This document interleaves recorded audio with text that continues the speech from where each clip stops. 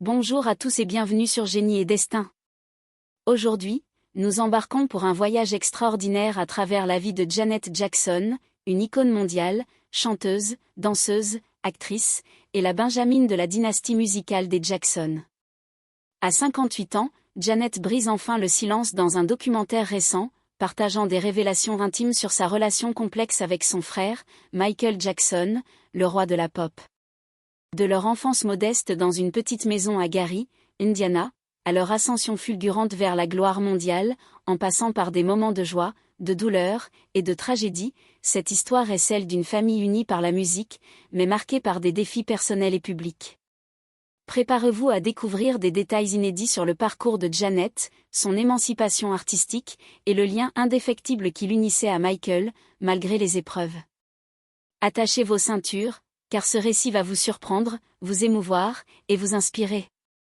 N'oubliez pas de liker, de commenter, et de vous abonner pour ne rien manquer. Janet Damita Jo Jackson est née le 16 mai 1966 à Gary, Indiana, une ville industrielle au sud de Chicago. Elle est la plus jeune des 10 enfants de la famille Jackson, une famille afro-américaine de la classe ouvrière qui vivait dans une modeste maison de 2 chambres sur Jackson Street. Cette adresse, désormais légendaire, a été le berceau d'une des dynasties musicales les plus influentes de l'histoire. Les parents de Janet, Catherine et Joseph Jackson, étaient des figures centrales dans cette histoire. Catherine, une clarinettiste et pianiste talentueuse, nourrissait des rêves de devenir chanteuse country, un genre inhabituel pour une femme afro-américaine à l'époque. Elle travaillait à temps partiel chez Sears pour subvenir aux besoins de la famille, tout en élevant ses enfants avec une discipline ancrée dans leur foi de témoins de Jéhovah. Joseph, surnommé Joe, était un ancien boxeur devenu opérateur de grue chez US Steel. Passionné de musique, il jouait de la guitare dans un groupe local de R&B, les Falcons, pour arrondir les fins de mois. La maison des Jackson était un lieu vibrant de créativité, mais aussi de contraintes. Avec 10 enfants rébis, Jackie, Tito, Germaine, Latoya, Marlon, Michael, Randy, Janet, et un frère jumeau de Marlon, Brandon, décédé peu après sa naissance. L'espace était limité, et les ressources financières l'étaient encore plus. Pourtant, la musique était omniprésente.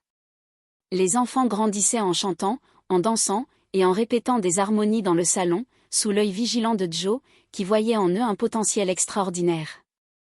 La foi des témoins de Jéhovah jouait un rôle central dans l'éducation des Jackson. Les enfants assistaient régulièrement aux réunions religieuses, et les valeurs de discipline et de modestie imprégnaient leur quotidien. Cependant, cette rigueur religieuse s'accompagnait d'une discipline parentale stricte, particulièrement de la part de Joe. Connu pour son autorité, Joe imposait des répétitions rigoureuses à ses enfants, surtout aux garçons, qui formaient le noyau des Jackson 5.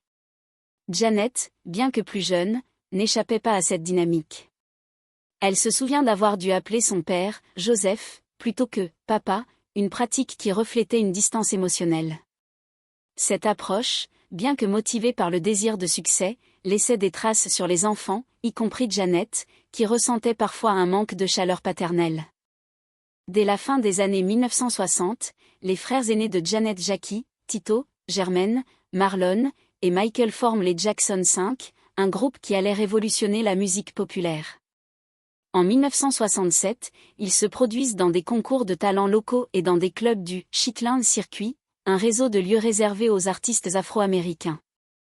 Leur énergie, leurs harmonies impeccables, et la voix exceptionnelle du jeune Michael, alors âgé de 8 ans, attirent rapidement l'attention.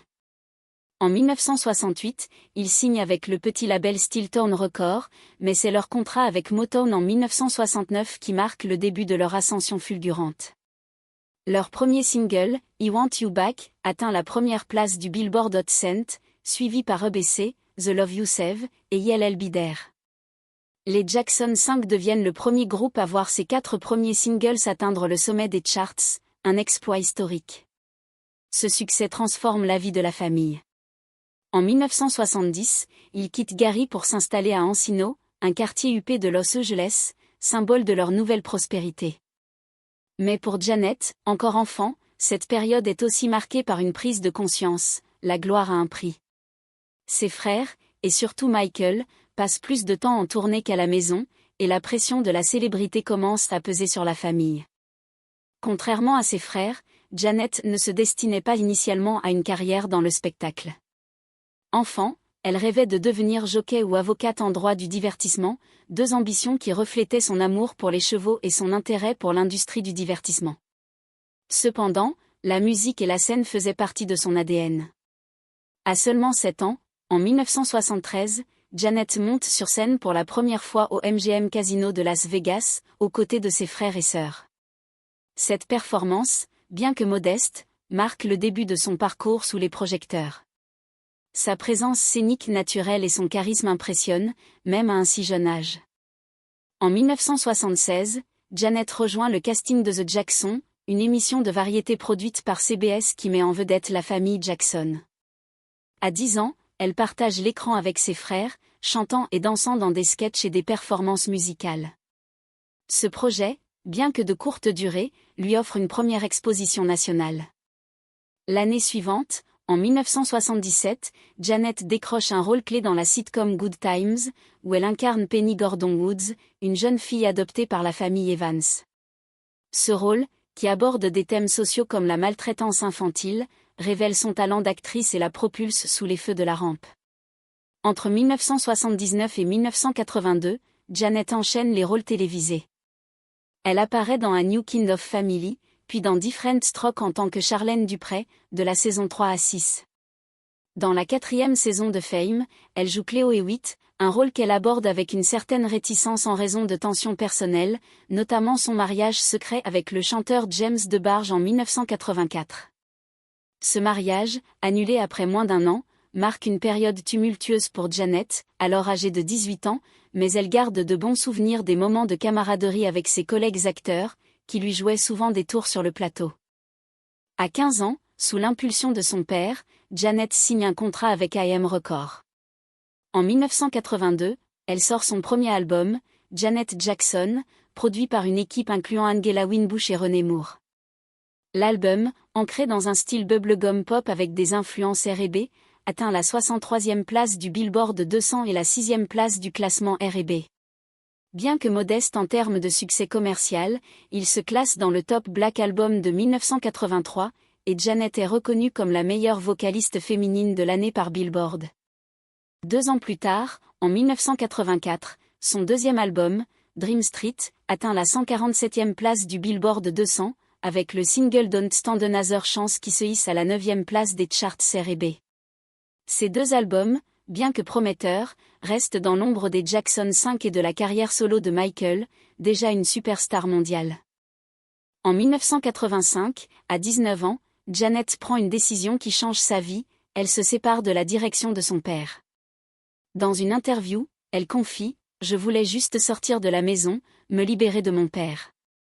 C'était l'une des choses les plus difficiles que j'ai eu à faire. » Cette rupture marque un tournant, non seulement dans sa carrière, mais dans son identité. Déterminée à se forger un nom indépendant de l'héritage familial, Janet s'associe aux producteurs Jimmy Jam et Terry Lewis, des pionniers du son Minneapolis. Ensemble, ils créent Control, un album qui redéfinit Janet comme une force artistique à part entière. Sorti en février 1986, Control est un triomphe. En 6 semaines, l'album est conçu pour séduire à la fois les auditeurs pop et urbains, avec une fusion audacieuse de dance pop, hip-hop, R&B, et influence industrielle. Certifié 5 fois platine, il atteint la première place du Billboard 200 et se vend à plus de 10 millions d'exemplaires dans le monde. Les singles comme What Have You Done For Maître Lately, Nasty, Control, When I Think of You, son premier numéro 1, et Let's Way I Will domine les charts. L'album est salué pour sa maturité et son audace, offrant une alternative fraîche aux ballades sentimentales qui dominaient les radios de l'époque. Control est bien plus qu'un album, c'est une déclaration d'émancipation. Les thèmes de l'album, centrés sur l'autonomie et l'affirmation de soi, sont inspirés par les expériences personnelles de Janet. Elle révèle qu'une rencontre troublante avec des harceleurs dans la rue a inspiré des chansons comme Nasty et What Have You Done For Maître Lately. Au lieu de courir vers Jimmy ou Terry pour me protéger, j'ai pris position, raconte-t-elle. Cette énergie d'autodéfense se retrouve dans la production novatrice de l'album, qui pose les bases du genre New Jack Swing, un mélange de R&B et de hip-hop qui influencera la musique des années 1990. Janet et Michael, de 7 ans son aîné, partageaient un lien spécial dans leur enfance. Dans son récent documentaire, Janet révèle qu'ils étaient inséparables, des « meilleurs amis » au sein de la grande famille Jackson. Michael lui donnait le surnom affectueux de « Dunk », dérivé de « Donkey » Anne, en référence à son physique d'enfant. Mais ces taquineries, parfois cruelles, il l'appelait aussi « cheval » ou « vache », blessaient profondément Janet, qui luttait avec son image corporelle. Malgré ces moments douloureux, leur complicité restait forte, nourrie par des souvenirs d'enfance et une passion commune pour la musique. L'ascension de Michael avec Thriller en 1982, l'album le plus vendu de tous les temps, change la dynamique. Janet sent une distance s'installer, « Mike et moi avons commencé à suivre des chemins séparés », confie-t-elle. La pression de la célébrité et les obligations de Michael l'éloignent émotionnellement. Les accusations d'abus sur mineurs portées contre Michael en 1993 par Jordan Chandler, un garçon de 13 ans, aggravent les tensions.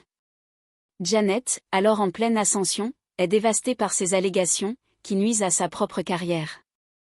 Elle révèle qu'un contrat de sponsoring majeur avec Coca-Cola, qui aurait été le plus important de sa carrière, est annulé à cause de la controverse. Coupable par association, se souvient-elle amèrement. En 1995, Janet et Michael se retrouvent pour Scream, un duo puissant qui répond aux controverses entourant Michael. La chanson, avec son clip futuriste coûtant 7 millions de dollars, est un succès mondial. Mais le tournage révèle des tensions. L'équipe de Michael isole Janet, la filmant séparément et lui interdisant l'accès à son plateau. « Il ne voulait pas de moi là-bas », confie-t-elle, ressentant une compétition imposée par l'entourage de Michael. Malgré ces défis, Scream reste un témoignage de leur soutien mutuel face à l'adversité, même si leur relation ne retrouve jamais la proximité de leur enfance. Comme Janet, Michael grandit sous la discipline stricte de Joe. Les répétitions interminables des Jackson 5, bien que fructueuses, laissent Michael avec un profond regret, celui d'une enfance perdue. Dans une interview de 2002 pour Gold Magazine, il confie « J'ai grandi sur scène, dans des clubs. À 7 ou 8 ans, j'ai vu des stripteaseuses, des bagarres, des gens vomir. J'ai vu des adultes agir comme des fous. Ces expériences façonnent sa vision du monde, mais le privent des joies simples de l'enfance. » En 1979, Michael sort Off the Wall, un album qui marque sa transition d'enfant star à artiste mature. Mêlant funk, disco, soul et R&B, l'album produit 4 singles dans le top 10, dont Don't Stop Till You Get Enough et Rock With You. Vendu à plus de 20 millions d'exemplaires, il établit Michael comme une force dominante. En 1982, Thriller repousse toutes les limites. Avec des hits comme Billy Jean, Beat It et Thriller, l'album se vend à plus de 70 millions d'exemplaires et remporte 8 Grammy Awards. Michael devient le roi de la pop, redéfinissant la musique et la culture populaire avec ses clips innovants et ses performances scéniques inégalées. Mais la gloire a un coût. À partir des années 1980, Michael fait face à des spéculations sur son apparence. Diagnostiqué avec le vitiligo et un lupus discoïde, il utilise du maquillage et des crèmes pour uniformiser son teint, alimentant des rumeurs de blanchiment de peau. Dans une interview de 1993 avec Oprah Winfrey, il clarifie « Quand les gens inventent des histoires disant que je ne veux pas être qui je suis, ça me fait mal. » Il admet également 2 rhinoplasties pour améliorer sa respiration et sa tessiture vocale, mais ni d'autres chirurgies, bien que sa mère, Catherine, suggère qu'il en a subi davantage. L'accident de 1984 lors d'une publicité Pepsi, où Michael subit de graves brûlures, marque le début de son addiction aux analgésiques. Cette dépendance s'aggrave avec les pressions des accusations de 1993 et les défis juridiques. En 2009, alors qu'il prépare sa tournée This Is It, Michael succombe à une overdose de propofol, administrée par son médecin personnel, le 25 juin. Sa mort, à 50 ans, choque le monde entier. La mort de Michael en 2009 laisse Janet dans un profond chagrin. Elle canalise sa douleur à travers la musique. Lors des MTV Video Music Awards 2009, elle livre une performance émouvante de Scream, un hommage poignant à son frère. En 2018, pour ce qui aurait été le 60e anniversaire de Michael, elle revisite le clip de Remember the Time. Sur Instagram, elle partage un message touchant, « Tu me manques, grand frère », accompagné d'une photo de enfant. Janet admet avoir enfoui ses émotions pendant des années. À Paris, une nuit à regarder les clips de Michael devient une thérapie cathartique. J'ai pleuré, j'ai ri. C'était bon pour moi, confie-t-elle. Elle comprend l'importance d'accepter sa perte tout en célébrant l'héritage de Michael. Je veux que l'héritage de mon frère vive dans mon cœur, déclare-t-elle.